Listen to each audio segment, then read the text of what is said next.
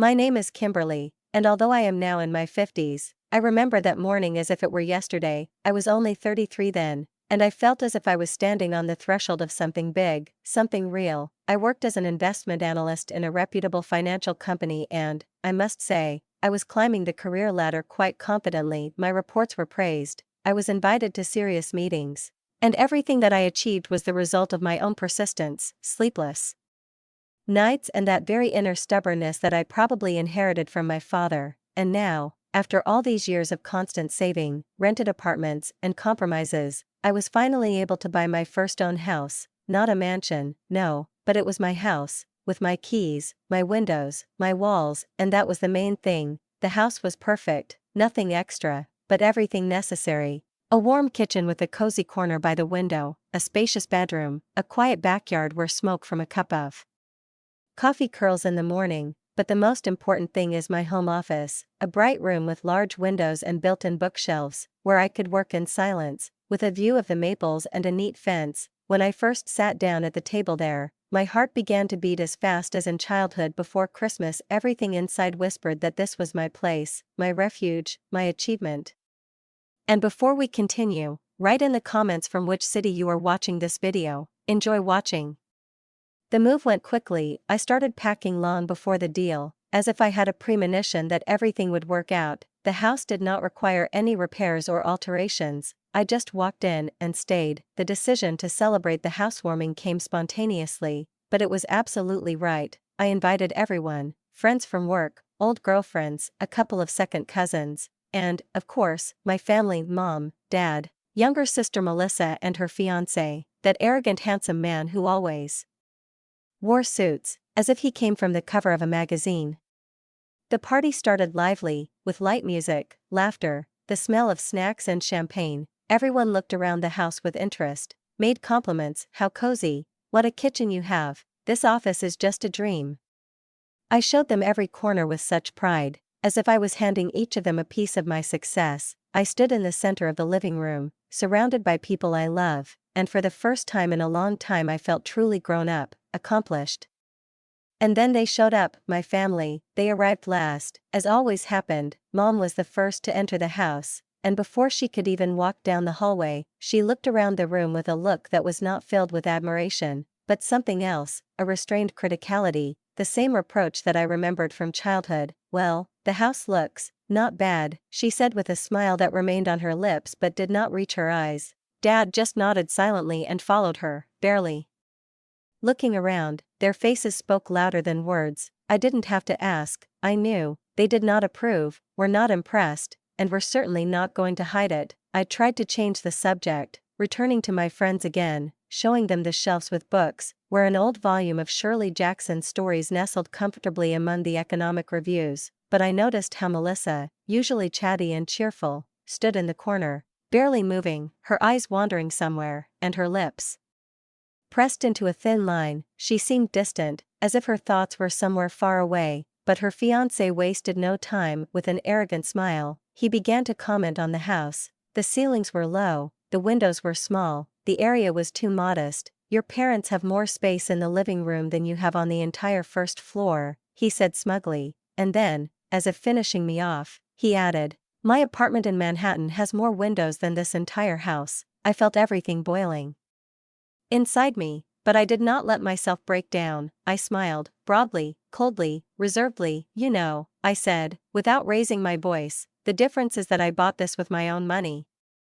And your parents bought you your apartment." My words sounded clear, like the clink of crystal in a quiet room. He turned pale, then blushed, and without saying a word, left the house. Melissa ran after him, and my mother came up to me and muttered through her teeth, "You can't control your disgusting temper again." My father said nothing, but he looked at me with a look full of disappointment, and after them, the three of them left the house, leaving behind a heavy silence. I sighed, shrugged, and, turning to my friends, said loudly, "Let's keep celebrating." And, as if someone had lifted an invisible burden from the guests' shoulders, the evening was immediately filled with a new wave of joy. We laughed, danced, remembered old stories, and for the first time in a long time, I felt free.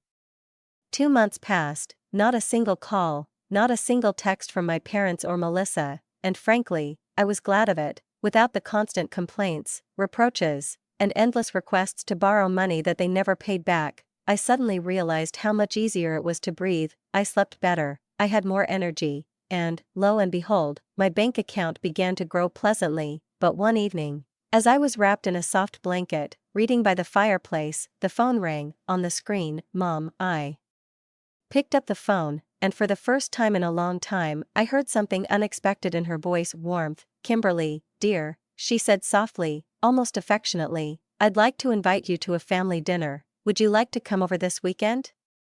I was taken aback. There was no reproach or sarcasm in her voice, just something reminiscent of regret. I agreed. Something told me they wanted to talk, maybe apologize.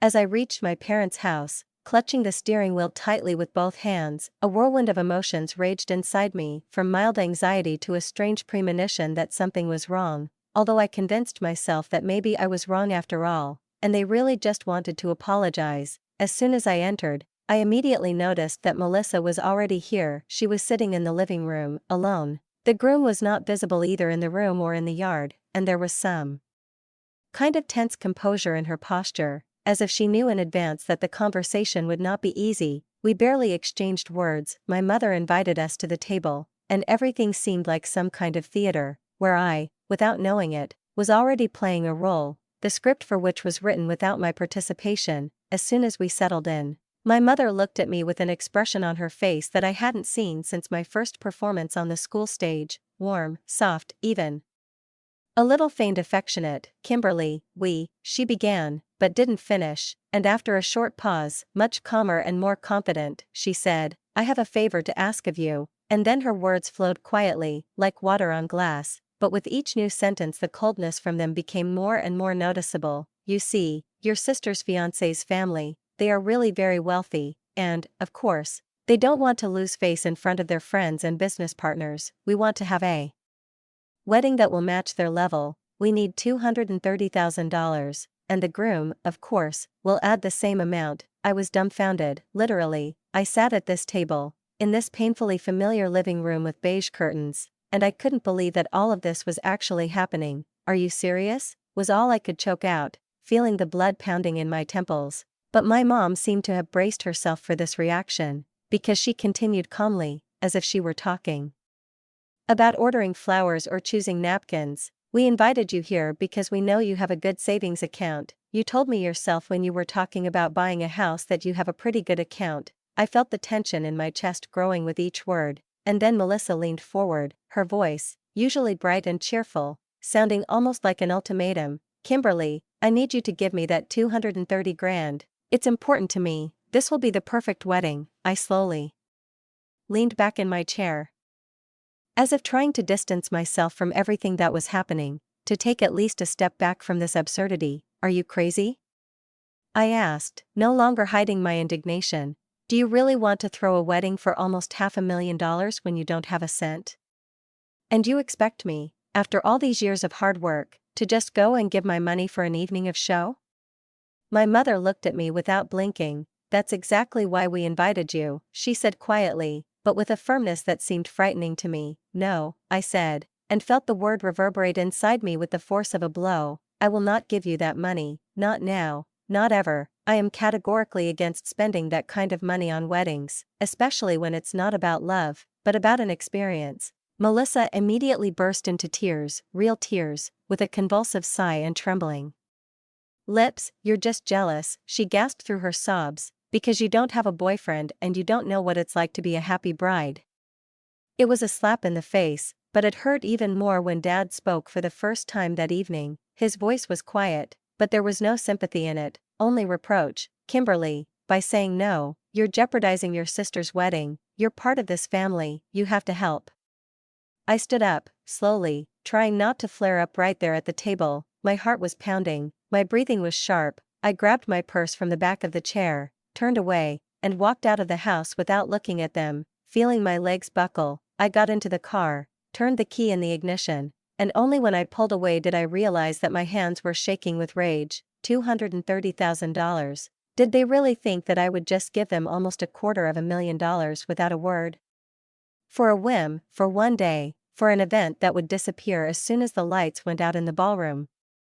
For the next week, my phone rang nonstop. First there were the calls, Mom, Melissa, even Dad, then the messages, voicemails, sometimes with requests, in a soft tone, with "You've always been our rock," sometimes with irritation, with accusations, with reproaches. Melissa sent me voicemails in which she cried bitterly, saying that I was ruining her dream, ruining her life. My parents wrote about family loyalty, about how ashamed they were of me, of my selfish behavior. I didn't answer, I just turned off the sound, put the phone in a drawer and went to the office to work, to not think, and I didn't doubt my decision for a second. I was not obliged to sacrifice everything I had earned with such difficulty for the sake of their crazy fantasies. A week later, when the morning had not yet had time to dispel the chill, and the sun was just beginning to break through the curtains, someone began to knock loudly on my door. It was Melissa. She stood with red eyes, in a crumpled sweater, and demanded that I let her in. I knew what would happen next: more tears, more persuasion, another attempt to press into a sense of guilt.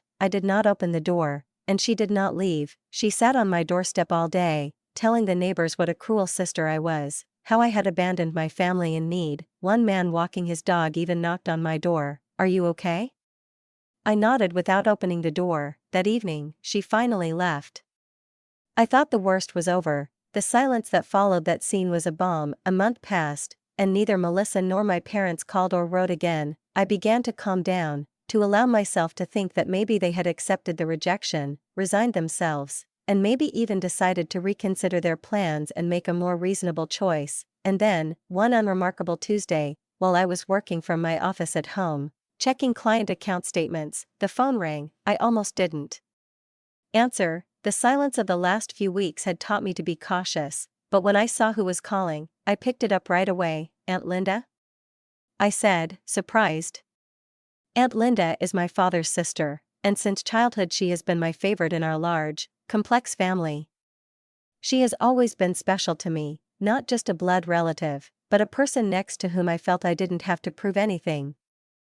Didn't have to justify my decisions, wasn't cornered by expectations. Aunt Linda is the only person in our family who never looked at my successes as a personal purse, who didn't try to turn my independence into her own benefit, who perceived my achievements with sincere pride, and not with veiled envy. She never asked me for money, didn't hint, didn't complain about difficulties in order to extract a check from me, and perhaps that is why I valued her opinion so much, because only she truly understood me.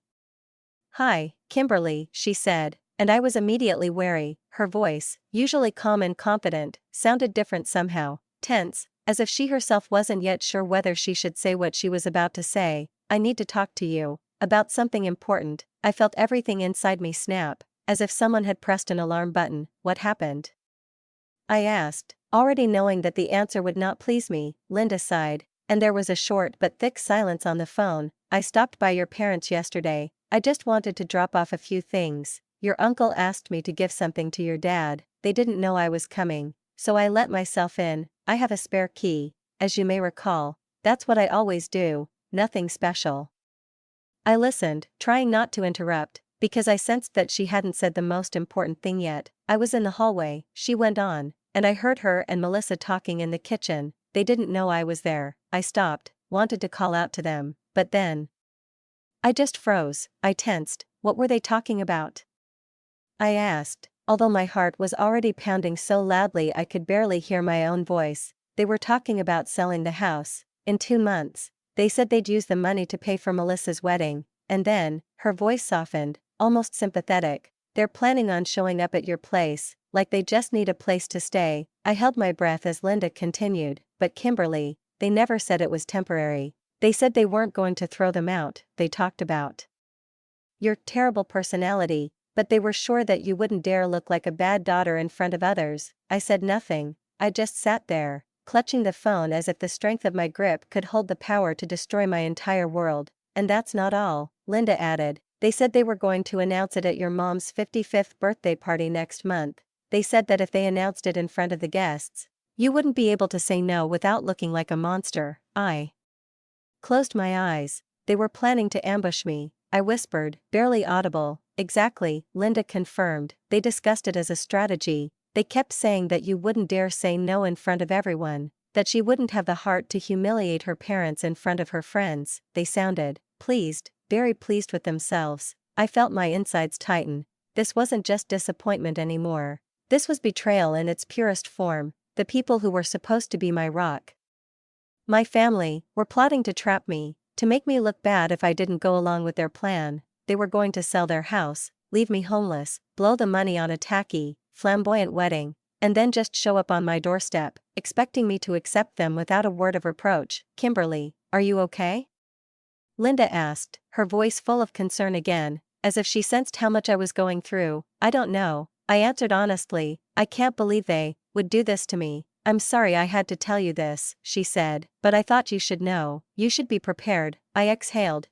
I said, feeling the lump in my throat slowly dissipate. You have no idea how grateful I am. Thank you, Linda, really. After we hung up, I sat in my office for a long time, unable to move or even formulate what was going on in my head. My gaze was fixed on the empty wall opposite, but something else was in front of my eyes: the conversation in the kitchen, my parents' happy faces, Melissa's worried face, and the three of them laughing, discussing how easily I would give in, and all I felt was not just pain. It was rage. They no longer asked me for money, did not try to persuade me. They decided that they could destroy their financial security, and then make it my problem, sell the house, spend hundreds of thousands in one day, and then move in with me forever, under the pretext of a temporary stay. I knew that they weren't going to pay for utilities, buy groceries, help around the house. They just wanted to lie on my shoulders, stretch out across the entire width of my house, and turn me into a housewife who would feed, clean, and keep quiet, because a daughter should. And the scariest thing is not the idea itself, it's that they were going to do it publicly, using my vulnerability, my desire to be good, polite, fair. They knew that if they confronted me with the fact in front of dozens of acquaintances, family friends, great aunts, and old neighbors, I would not find the strength to say no, and that was the real treachery. I sat in silence, stroking the smooth surface of the wooden table with my palm, on which the cold, almost untouched tea still stood, and all those episodes that I had tried so hard not to remember for so long came to mind, as if they could disappear if I closed my eyes to them. I remembered the endless requests for a little help that came at the most inconvenient moments, sometimes after I'd already done my taxes and was trying to save a little for a vacation, sometimes in the middle of an important project, when my mind was overloaded with numbers and I didn't even have the energy to politely refuse. I remembered how they framed it as an emergency, how Dad would call in the middle of the night to say their power was going out,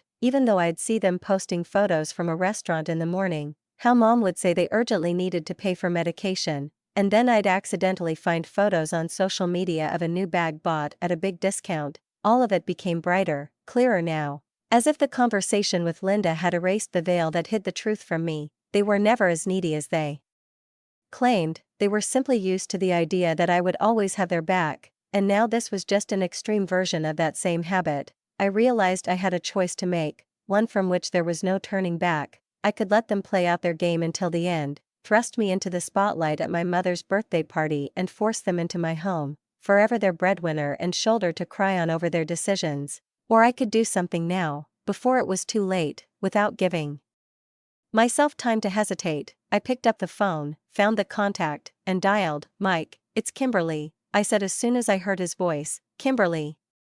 Hi.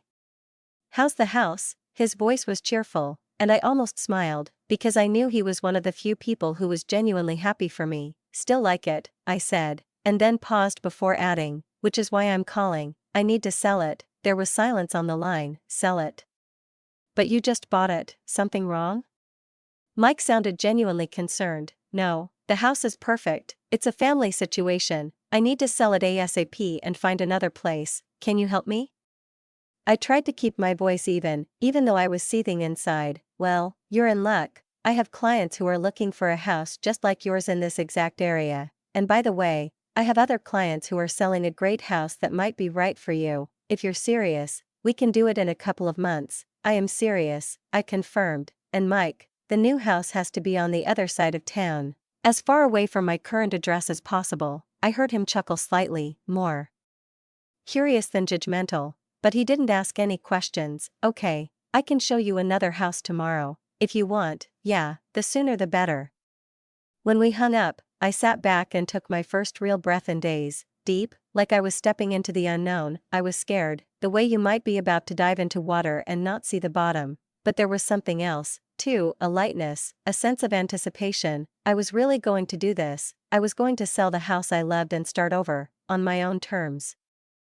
No pressure, no debt, no constant shadow of parental displeasure. The next day, just as the sun was rising over the horizon, Mike was standing at the gate of the house he wanted to show me. It was a larger house, with a wide lawn, a spacious kitchen, a fireplace in the living room, and a study with 2 windows overlooking a garden immersed in lilacs, and most importantly, it was far enough away that neither my parents nor my sister could accidentally walk in nearby. I looked at him and felt something click inside me, like a lock that finally fits. I'll take it, I said, not even going into the bedroom. Do you want to think about it?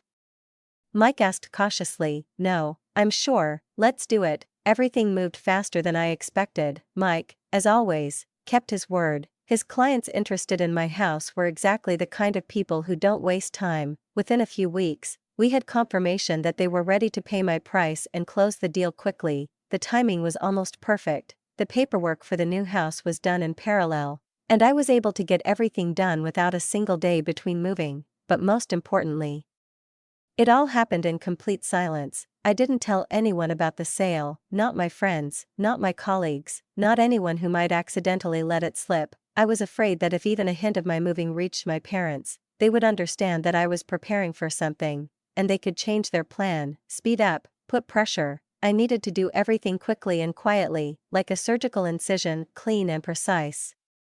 The hardest part was packing everything so that the neighbors would not notice. I started with small things. I removed books from the shelves, old jewelry that I did not use, framed photographs. I did this in the evenings, when no one was looking out of the windows, then gradually moved on to clothes, selecting what I could safely not wear for the next few weeks. I collected kitchen utensils with special care, trying not to make noise with the dishes. Each time I carried out another box, I felt another burden lifted from my shoulders along with it.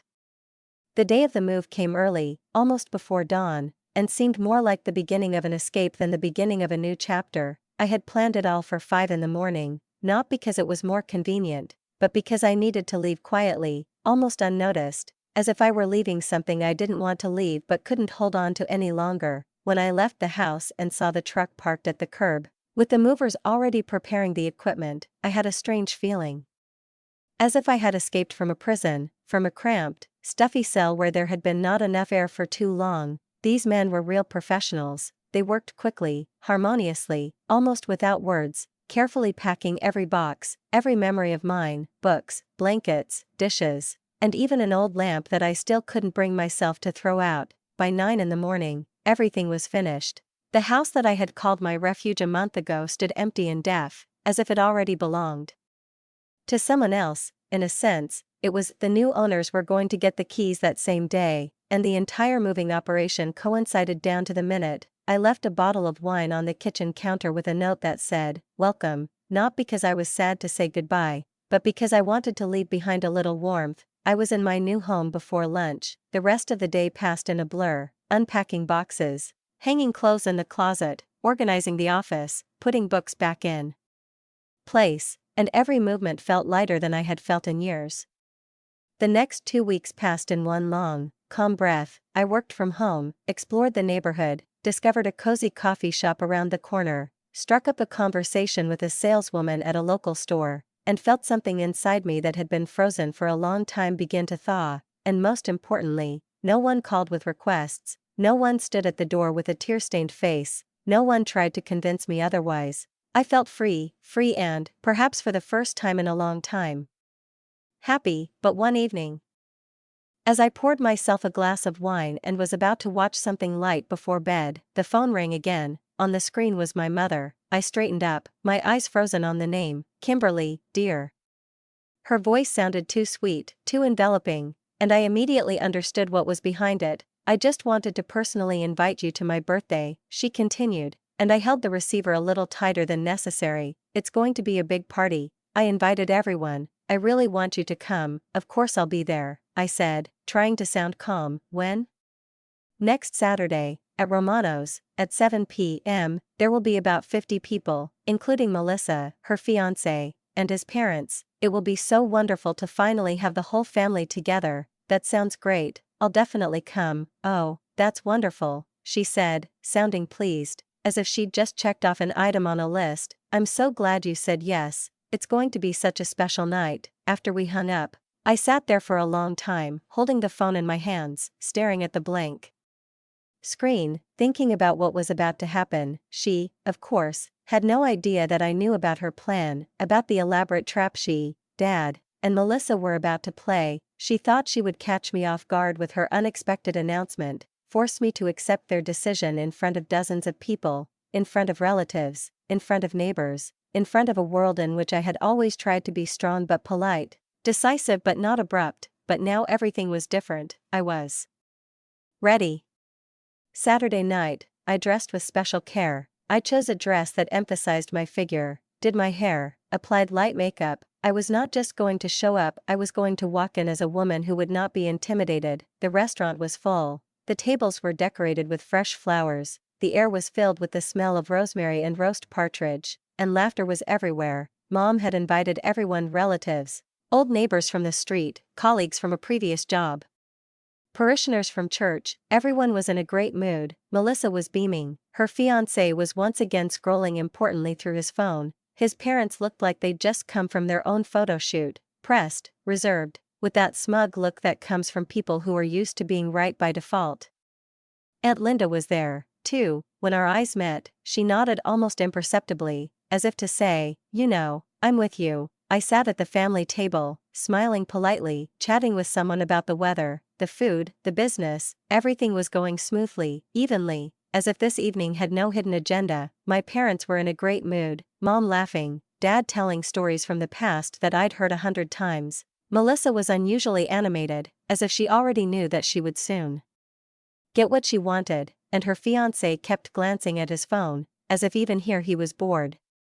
When dinner was served, elegant, beautifully served, with wine and candles, I knew the moment was near. I ate, I drank, I listened to the toasts, and I waited for my mother to stand, and finally she did. She stood up, tapped her glass with a spoon, and the soft ringing sound instantly attracted attention. Everyone, please have your attention, she said with a wide, beaming smile. The restaurant fell silent. Everyone, all 50 of us, turned to look at her. I wanted to thank you all for coming to celebrate my 55th birthday with me, she began, her eyes shining like someone about to accomplish something especially significant. It means so much to me to have you all here tonight. There was polite applause, and someone even raised a glass, but I sat quietly, almost motionless, watching her gaze slowly move from my father to Melissa, who was already glowing like a Christmas light. But I also have some wonderful news to share with you, my mother said, and at that moment I saw in her eyes that same confidence that she always maintained when she was sure that everything was under control. Your father and I have made a very important decision about our future, my mother said, her voice confident, almost solemn. And I, without moving, followed every word, because I knew that now was the beginning of what this whole scene had been staged for. Here it is. She paused, as if she was about to share some incredible news, and I heard how someone at the next table was already holding their breath. We sold our house, she announced proudly, and a slight hum of surprise was heard in the room. Someone gasped, someone exchanged glances, and I, still playing my role, feigned slight surprise, although my heart inside was pounding like a drum. We decided to spend this money on our beloved daughter's wedding, because she deserves a holiday worthy of her love, my mother continued and gestured with her hand towards Melissa. She immediately burst into tears of delight, grabbed the groom by the hand and whispered something in his ear. The audience began to applaud. Someone cried out, "What a family!" And Melissa's groom, for the first time that evening, put on a real smile. But Mom wasn't done yet. She raised her palm, calling for everyone to calm down, and spoke again. After paying for the wedding, we, of course, don't have much left, and so, here she straightened her shoulders and looked straight at me, we're moving in with our wonderful daughter Kimberly.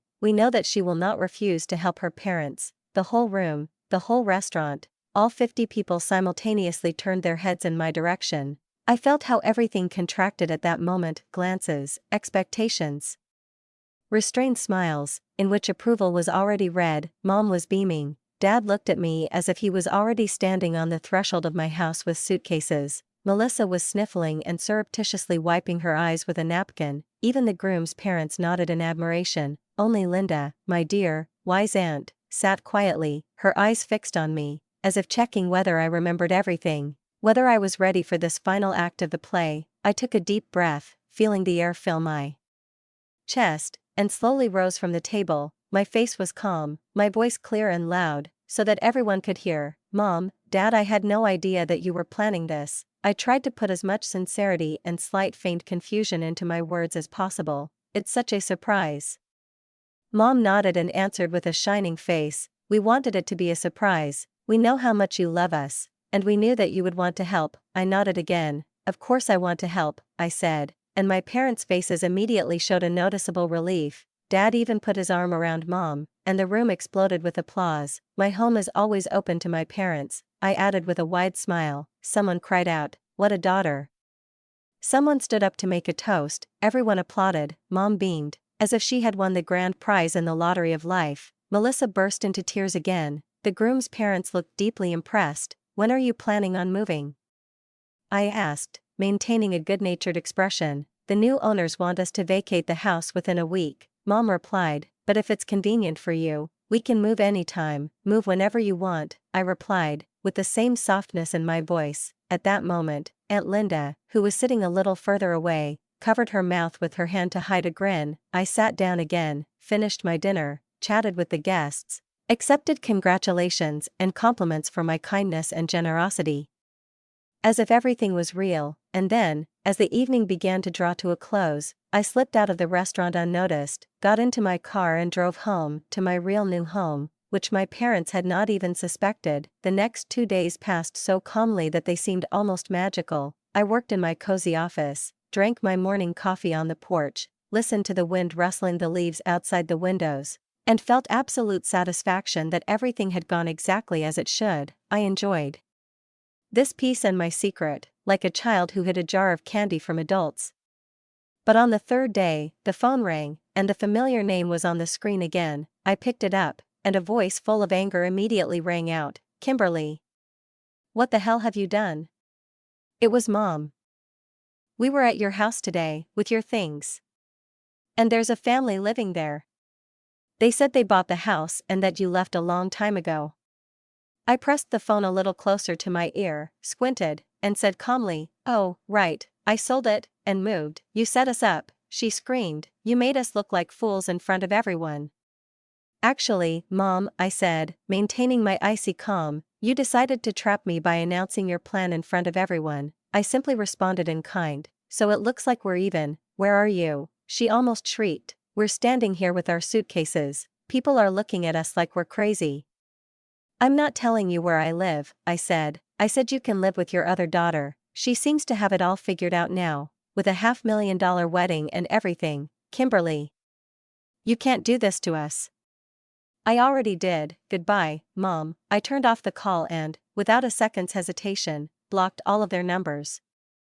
The next few days were turbulent, but I was ready. They called from other phones, tried to text from new numbers, left voicemails in which Dad's voice sounded disapproving, and Mom's voice alternated between crying and threatening. I didn't answer. As soon as I heard their voices, I hung up. I blocked new numbers, and with every blocked message, with every failed conversation, I felt like I was getting my life back, completely, without them.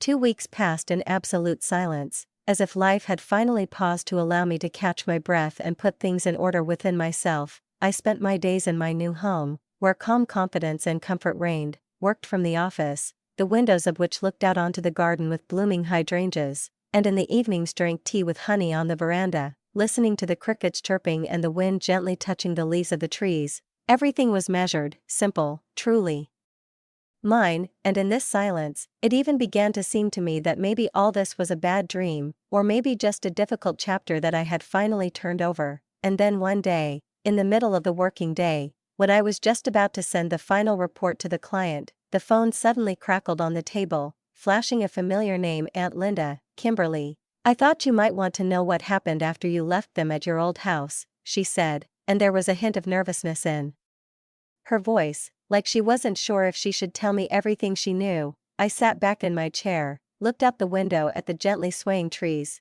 and said calmly, "I'm listening." "They went to Melissa's," she began, "with all their stuff, just like you might expect. They thought they could stay with her for a while, you know, until they figured out what to do next. They were sure they'd be welcome, at least for a while." But she paused for a moment, and I felt the nervousness rise inside me. Her fiancé refused to let them in. He said it wasn't his concern, that if they decided to sell their house and spend the money, that was their choice and their own consequences. When they reminded him that they were the ones paying for the wedding, he laughed. I sighed, because, frankly, I wasn't surprised at all. He said that the money had already been wired, everything had already been paid for, the banquet hall, the flowers, the photographer, the food, everything. He wasn't going to change his plans because of their stupidity. And what did Melissa say? I asked, although the answer was already guessed. Linda sighed. "That's the hardest part." She took his side. She said that her parents were making a laughing stock of her in front of the groom's family, that they were embarrassing her, and she asked them to leave, just like that, on the street, with their things. I closed my eyes for a second. She literally threw them out the door? Yes, she said that she couldn't allow them to interfere with her future life. They had to look for an apartment with the last of their remaining money. They now live in some seedy corner on the other side of town, an old rented apartment, unfurnished, with peeling walls. It was all they could afford after the wedding. I felt two waves colliding inside me. The first, hot and restless, was a feeling of triumph, almost vengeful satisfaction that the truth had finally caught up with them, and the second, cold and sticky, was sadness, not pity, no, but sadness at how absurdly and irrevocably everything had collapsed. "I'm glad they finally faced the consequences," I said after a pause, "but it's still hard for me to hear that it happened this way." "All this is all that is left of the family." Linda did not interrupt. She knew that in such moments words were not needed.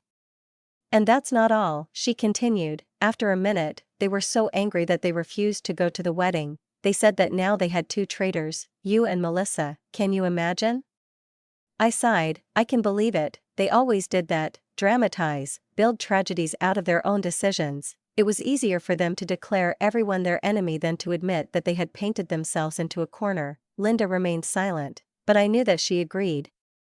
After we hung up, I sat for a long time on the veranda with a cup of tea, looking at the blooming jasmine bush, and thought about everything that had happened. My parents had spent months, if not years, trying to subdue me, to persuade me to concessions, to build manipulations that would turn my life into an extension of their comfort, but instead, they lost everything: their home, their financial support. Both daughters, Melissa, having received her perfect wedding, lost their support, and, although she didn't realize it yet, she lost not only her parents, but me too. And I, finally, lived in a world that I had built myself, without pressure, without constant guilt, without the fear of being used.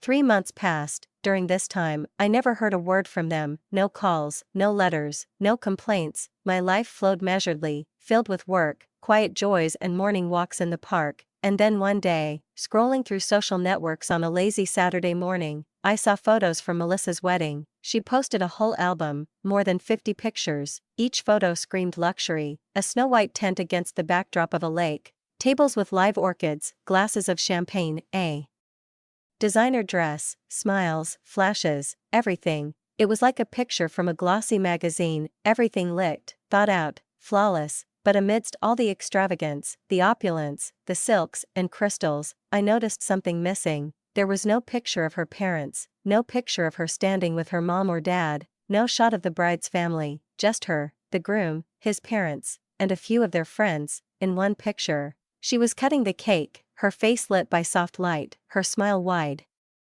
her dress flowing like water, but there was something elusive in her gaze, emptiness, sadness, or maybe it was me who wanted her there. She had gotten everything she wanted, but at what cost?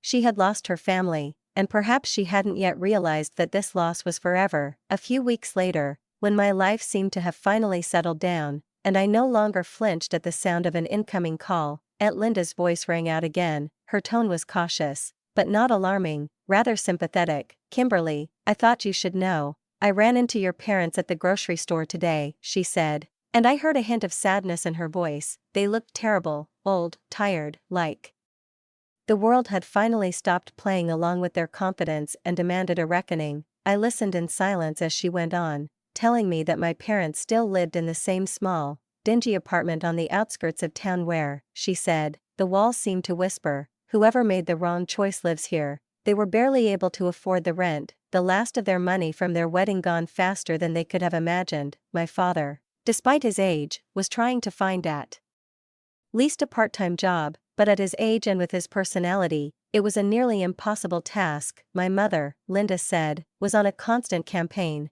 telling anyone who would listen what terrible daughters she had, ungrateful, selfish, heartless. She's always, Linda sighed, playing the victim with double force, describing how much she's sacrificed for her children and how cruelly they've treated her.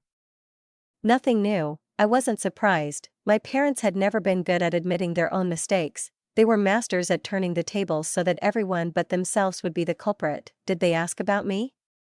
I asked quietly. Yes, Linda replied. They wanted to know where you lived. I said I didn't know. They asked me to find out. But I made it clear that even if I knew, I wouldn't do it. I felt warmth from those words. Thank you, Linda. I really appreciate your respect for my privacy. You did the right thing. Kimberly, you don't have to let yourself be used. You're protecting yourself, and I don't blame you.